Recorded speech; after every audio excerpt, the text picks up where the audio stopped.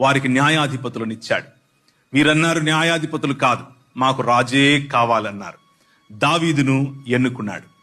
దావీదు ద్వారా యెష్షయి వేరు మరియు యెష్షయి యొక్క చిగురుగా ఉండేటటువంటి రాబోయేటటువంటి మనుషులను ఏలటానికి ఆయనే స్వయంగా రావాలి అని ఎన్నుకున్నటువంటి తన కుమారుని ద్వారా దేవుని మందిరం అనగా తిరిగి భూమి ఆకాశములు ఒకటయ్యేటటువంటి స్థలం, తిరిగి దేవుడు మరియు మానవులు కలిసేటటువంటి స్థలం, తిరిగి క్రమము ఏర్పరచబడినటువంటి స్థలం, తిరిగి దేవుని దగ్గరికి మానవుడు క్షేమంగా, దేవుని దగ్గరికి మానవుడు ధైర్యంగా, దేవుడి దగ్గరికి మానవుడు తిరిగి ఆదాముతో మాట్లాడినట్లు దేవునితో మాట్లాడటానికి అవసరమయ్యేటటువంటి మందిర నిర్మాణం అన్నటువంటి ప్రణాళికను మొదలు పెట్టాడు.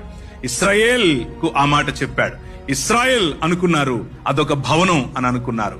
ప్రభువుకు తెలుసు ఒకానొక రోజు తానే మందిరముగా, ఒకానొక రోజు తన ప్రేమకు చిహ్నంగా తానే తన కుమారుడైనటువంటి యేసు క్రీస్తు ప్రభువును నిజమైన మానవుడిగా కోల్పోయినటువంటి అధికారం, కోల్పోయినటువంటి సంబంధం, కోల్పోయినటువంటి భూమి ఆకాశముల మధ్య ఉండాల్సినటువంటి ఈ ఒడంబడికను తిరిగి ఆయన సమీకరించటానికి, తిరిగి పునరుద్ధరీకరించటానికి మానవుడై, నిజమైన మానవుడై దిగి వచ్చాడు. అదే Christmas. Merry Christmas to all of you.